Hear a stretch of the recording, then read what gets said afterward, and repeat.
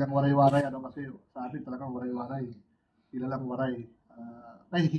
Kahiya-hiya sa mga taga-waray-waray na sa amin, especially sa amin na meron kaming Speaker of the House before na ngayon, congressman na involved sa flood control at hindi lang flood control sa mali-malitang korupsyon sa Pilipinas. At Baka may opinion ho kayo doon sa police officer na kasama ng bata. Or may mensahe kayo sa kanya. Ito lang ang mensahe ko sa police officer na tiyahin ng bata. Sana lang para sa hustisya na hinihiling ng mga biktima na namatay at ngayon nasa pagamutan pa, na wag sana magkaroon ng whitewash. Alam ko naman dahil nanggaling din ako sa gobyerno.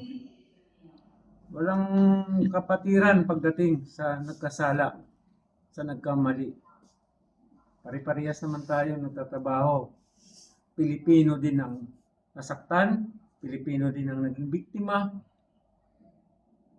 mga kabataan din ang biktima. Patas lang. Wala porke merong pinapanigan dahil ako'y ganito. Pantay-pantay ang batas, walang pinipili.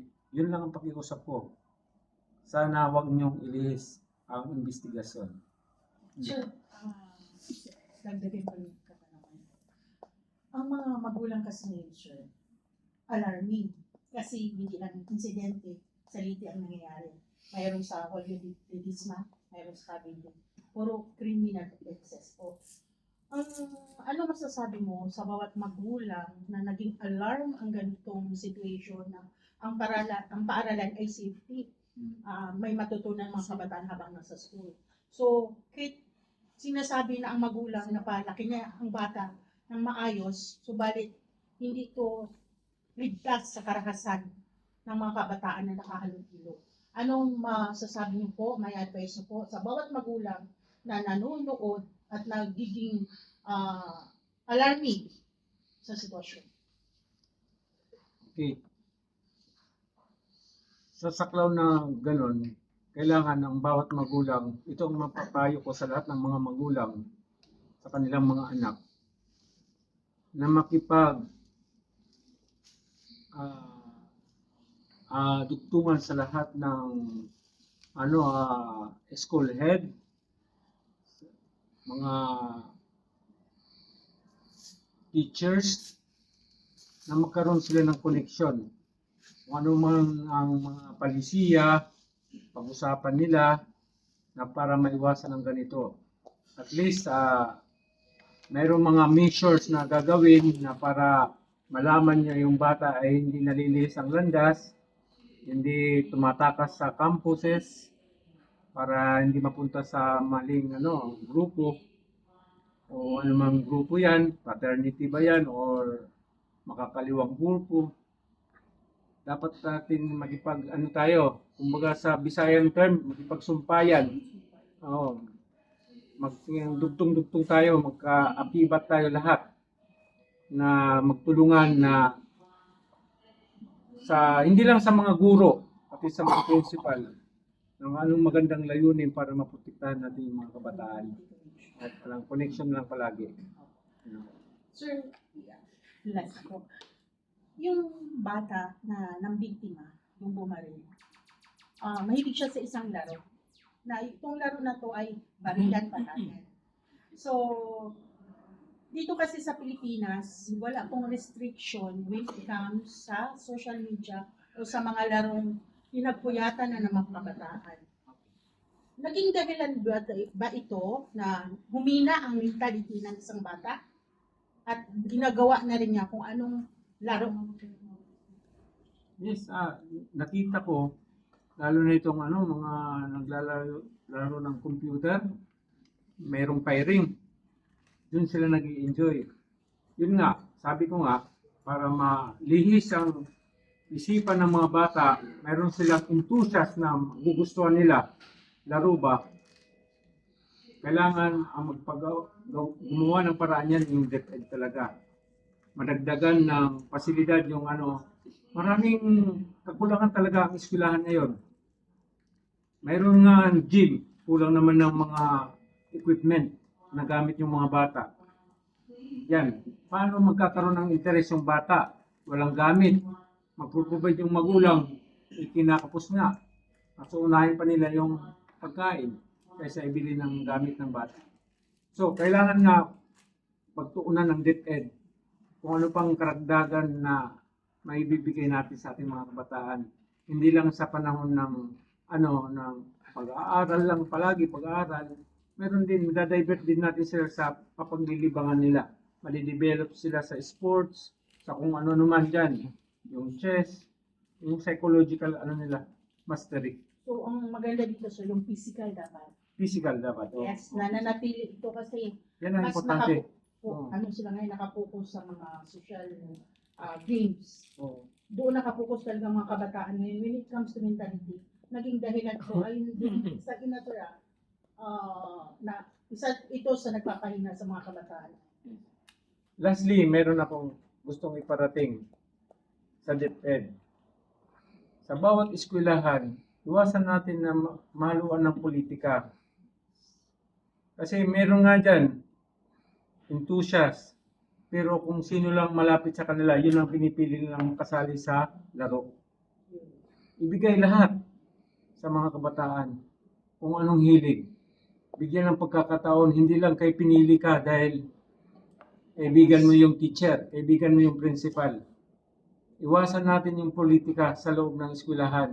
Diyan pa lang, nakakaroon na rin ng isipan ng mga bata, kasi ganito, may politika na rin. Yan ang alisin natin sa institusyon ng edukasyon, yung politika. Ang politika outside na yan. Discrimination. Nandun na, discrimination talaga.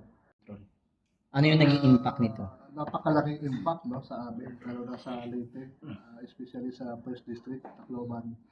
Napakalaking, kumbaga ako bilang waray-waray, kasi sa amin talagang waray-waray, kilalang waray.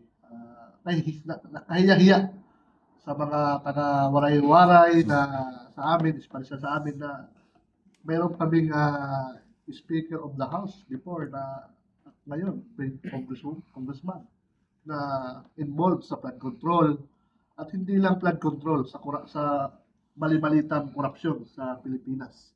At siyempre, talagang pinatunayan naman din nila yan kasi andyan naman yung mga prueba na talagang ginawa nila during sa term nila ngayon at sa pangigipit nila kay Bibi Sara na until now na ginagawa nila. At yung ginagawa ng ating kasalukuyang kongresista ngayon, talagang hindi katanggap-tanggap sa mga taga-Leyte. Talagang sa amin, sa observation namin doon, sinusuka na talaga yung aming congressman ngayon doon. At kailangan talaga mag-change ng leadership para magkaroon na ng pagbabago sa amin. Kasi kung tutuusin nyo, 3-in-1 plus 1 yan. Anak, asawa, kapatid, sila na lang ang may hawak sa amin. Kaya napakalaking impact sa amin yung mga ginagawa nila. Dahil kaawa-awa rin yung mga nasa laylayan, yung mga out of lines na mga dinadaan na lang nila sa ayuda. Ngayon may bago na naman yung tinatawag na patay gutom ay stay yung walang gutom. Walang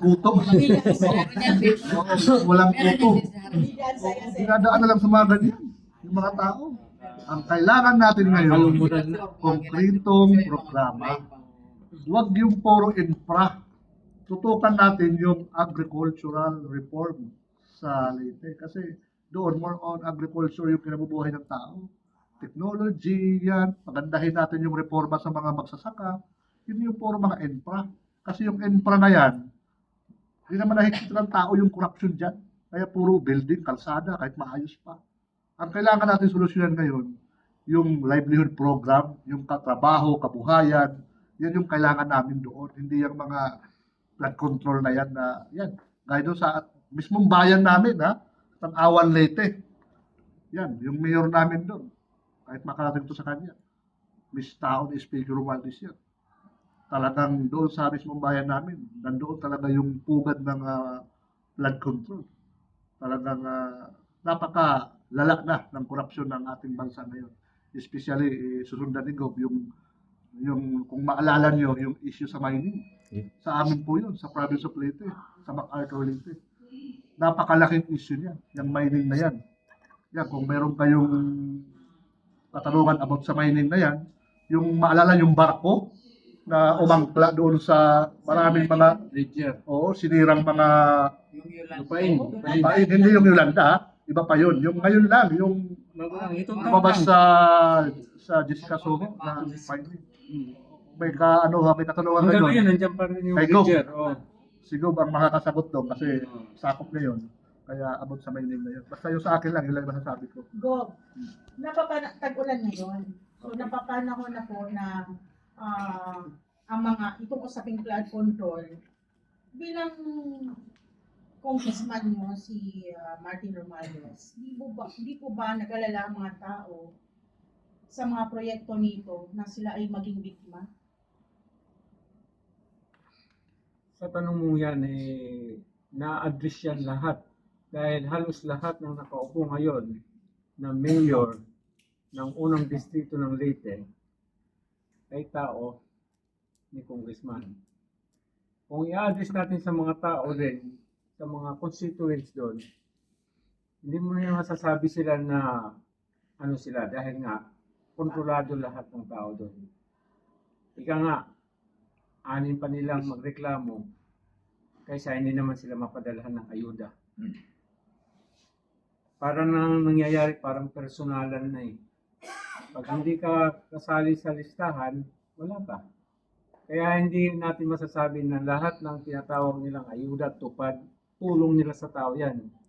Dahil kung sino lang ang kilala nila, kung sino lang nasa listahan, yun lang ang makakatanggap nun. Kaya hindi ko masasabing tulong yun ng gobyerno. Gob, balikan ko lang yung mining kasi nag-trending din to nung nakaraan, di ba? Yung sa Leyte rin po, no? Pwede nyo ba sabihin sa amin, Dok, kung paano to nagsimula at ano pong magiging epekto nito sa inyong mga taga Leyte? Ito lang masasabi ko sa pagdating sa mining na nandyan na. Matagal na kasi ito nung una pang sabihin natin mga pang-apat na term na ito ngayon ng mayor, ang mayor ngayon na 2 term na siya, yung pinalitan niya, yun ang unang nagpasimula. Sabihin natin mga 10 years ago, nagkaroon na ng mining dyan, pero maliitan lang. Hindi ko masisisi ang mga tao doon kasi nga, pagdating sa mining, wala man akong alam doon kung anong arrangement dyan, basta yung kung anong lupa na nabili niyang mining company, yun ang miminahan nila.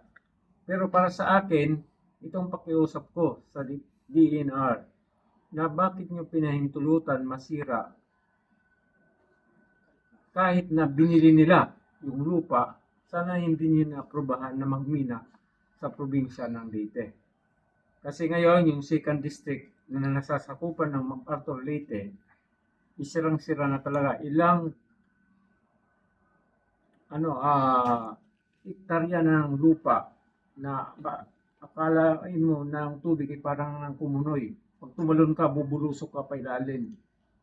Sirang-sira na. Kahit yan mapaalis nyo yung barko, sira na ang lupain ng Leyte. Babagsak niyan paunti-unti. Kawawa ang susunod na henerasyon. Kahit magbigay pa yan ng 1 bilyon hanggang 10 bilyon, hindi na niya maibabalik yung dating lupa ng Leyte. Mauubusan na lang ng pera ang Pilipinas, hindi na maibabalik yung ganong estado ng lupa ng Leyte. Ano sa tingin mo, Gob, ang magiging epekto nito sa mga taga Leyte? Ang susunod na henerasyon ang magsasuffer. Kaya nga, nakakahindik din na bakit ngayon wala akong marinig mula sa province of Leyte pababa hanggang dun sa kapitan ng Kagawad. Wala akong narinig na reaction man lang kung anong magagawa nilang paraan, ma-rehabilitate man yan. Kasi nga, sinabi ko nga kanina, hindi na maibabalik yung dating lupa dahil nasira na talaga. Lalo na dumating yung bridge na yan na Dambuhala. Sisirain na talaga nila. At saka nakikiusap ako sa kabuuan sa probinsya ng Leyte. Huwag na kayong pumayag na kakwarihin yung lupa. Huwag na natin hantayin na magunaw ang buong probinsya ng Leyte. Sunod-sunod na yan. Hindi lang siguro Leyte. Pag nakatawid yan sa ibang lugar, o tingnan nyo lang, sample ko na lang ha, yung humunhon sa Samar na kinalbo. Ano nangyari? Na-rehabilitate ba? Kalbo pa rin yung lupain doon. Nasaan na naghanap buhay yung mga tao? Puro na lang pangingisda. Wala na yung farming doon sa sa islang yon. Kaya huwag natin hayaan masira yung paligiran natin. Dok, napanood namin po itong may kasasalita na pati tubig nila apektado. Anong ginawang paraan po ng gobyerno dahil sa natural na tubig na dapat napakinabangan ng mamamayan natin? Meron ba silang ginawa para maging safe ang inyong mga bawat mamamayan? Ang narinig ko lang, nangako yung probinsya na gagawa nila ng paraan. Pero sa gayon, yung prime water, sa inumin, tubig. Hanggang ngayon, yun pa rin ang problema sa Tacloban City na nasakupan ni Doc. Kasi pati sa O pati Sapa. Ito pa nga nakakatawa Yung river na hinuhukay, mas lalong walang tubig na lumalabas. Hinukay na nga, wala pa rin tubig. Ibig sabihin, nagpapakita na yung kapaligiran na nasisira na talaga. Kaya nakikiusap ako sa gobyerno, sa Pilipinas, sa pamahalaan na sana patigil na sa Leyte ang mining. At anumang mga practical dyan, quarrying ba, huwag naman natin sirain para na lang sa susunod na henerasyon. Dok, yung katanungan ko po tungkol sa mga projects flood control. Anong project sa tingin nyo na binigyan ng malaking budget na sa tingin nyo hindi naman nagampanan o hindi nagagang hanggang sa kasalukuyan? Ilan mga project na nakikita nyo na nakagawa at saan-saan ang mga Ang makakasagot yan si Doc Marvin, subway. sa mga project? O yun, tsaka yung airport. Yung sa O yung airport international. Ano nga? Global. Ano kayo man magtanungan niyo? Yung tanungan niya, Sa mga project sa flood control, before, ano yung hindi na malaking budget na hindi nagagamit sa kampayan at hindi natatapos. Nag-involve sila lahat. Gaya ngayon ng Tacloban, meron ngayong ginagawang tulay from Tacloban, subway to airport, dinadivert nila doon yung pero hindi naman po na yan. Ang pondo yata dyan, more than ilang bilyon ang pinundo dyan ng gobyerno. Pero yan ay nakapinding. Lumalabas, ghost project. At hindi lang yan doon sa marami po, especially sa Tacloban. Napakaraming mga ghost project dyan na hindi naman na ipagpatuloy ni Romualdez.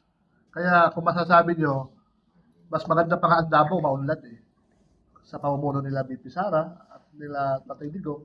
Pero ito sa amin, na yung Pangulo, taga doon mismo, yung kanyang ina at ang kanyang mga pinsan.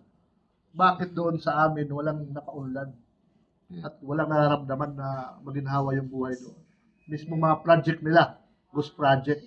Kahit mag-research kayo, yung na Jessica Soho din yan, yung mga subway doon.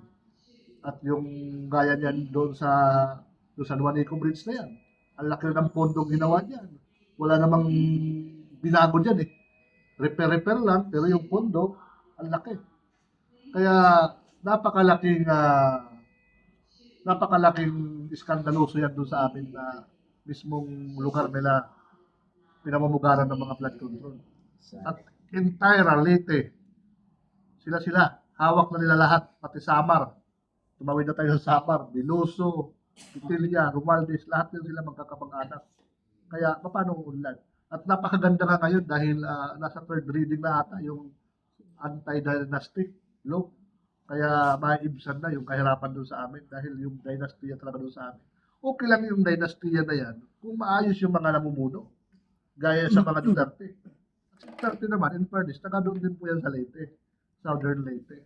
Kaya huwag nilang sabihin na yung Leyte, Tacloban, talagang pure Marcos yan. Hindi po masasabing Romualdez Marcos yan. Kasi ang mga Duterte, nakadoon po yan sa Leyte. Kaya, yung dynasty nila doon, na minamana-mana ngayon ng mga anak, apo, kailangan na talagang wakasan yan para sa akin. Kaya meron kaming ginawang grupo, yung group ng UOL, United Opposition Leyte, sa pamumuno ng aming President become governor doon sa Leyte sa 2020. Pinapalakas ho namin yan. In connect sa kay BP Sara, talaga tinaano namin yan doon. Tinutulungan. At doon sa amin, para aware lang kayo, marami doon, mga kunyari, Duterte, mga vlogger, Duterte Kuno, pero wala naman sa puso nila yung pagiging Duterte. Kaya kung may makikita kayong mga Duterte na sasabi doon, amunin nyo. Minamarket lang nila yung pangalang Duterte doon. O bakit? Ang laki ng bigayan ng Romualdez doon. Lahat ng vlogger doon, bayad. Lahat ng media, bayad. O, kumuha ka man ng islat doon. Anong klaseng islat yan? Ating gabi ilalabas, sino pa makakarinig yan? O, di ba? Gob. Tawag dito, napapalitaan namin na tumakbo kaya po yata ng pagka-vice governor na karang election, no? Meron ka bang plan na tumakbo ulit ng pagka-politiko? Kung ano man pong posisyon yun? Yun nga, kasi nga, unang-una, tinatawag din akong Gob. Parang napag-isip-isip ko na kailangan na talaga mabago ang liderato ng Leyte. At din, ipaparating itong pakiusap. Kung totoo talaga na ang mga Leyteño ay gusto na talaga ng pagbabago, maging mapagmatyag kayo. Una niyong mantyagan yung Comelec. Comelec talaga mantyagan nyo. Kahit anong pagsisikap natin, isang iglap lang sa Comelec, sila pa rin. Gob, alam ko masyadong maaga pa, no? Pero pwede ba namin malaman na yung magiging plataforma mo? Oo, maganda yan katanungan mo. Unang-una ko talagang plataforma, noon pa, food security. Paano kung may pagpapatuloy ang food security na yan? Ang unang-una, sinisira na nilang kalikasan. Yan ang pinagkukunan sana. Ito na lang masasabi ko. Kung ano man ang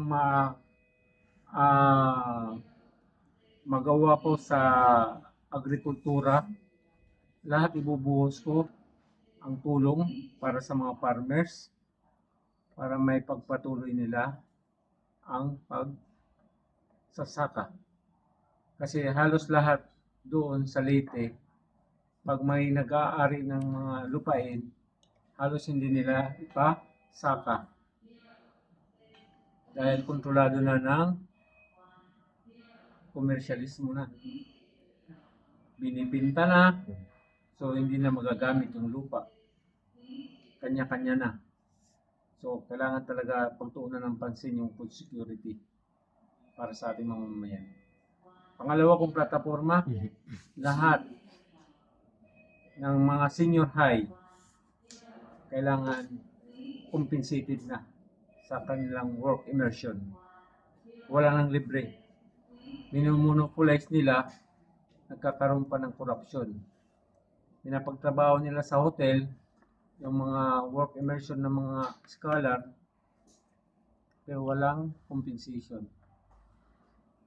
At saka maraming scholar, wala akong pinipiling scholar, matalino man o hindi, basta qualified sa akin na nagpupursige mag-aral, scholar yan sa akin.